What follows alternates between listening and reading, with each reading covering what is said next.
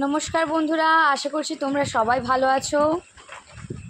এই দেখো, পালকিতে এখন নকশা করা চলছে।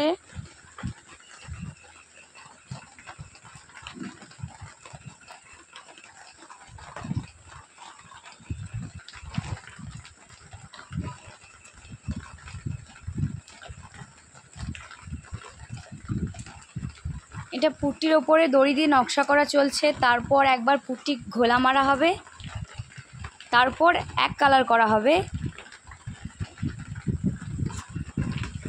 পালকিটা কিন্তু বেশ বড়ভাবেই করা হয়েছে।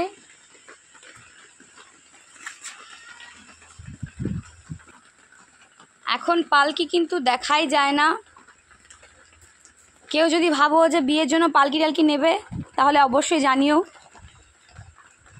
বেশ বড় একটা মানুষ ঢুকে যেতে পারবে, আর খুব সুন্দরভাবে ডিজাইন করা হচ্ছে।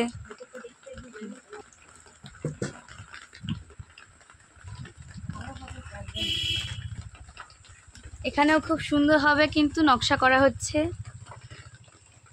এই দেখো, ভেতরটা দেখো।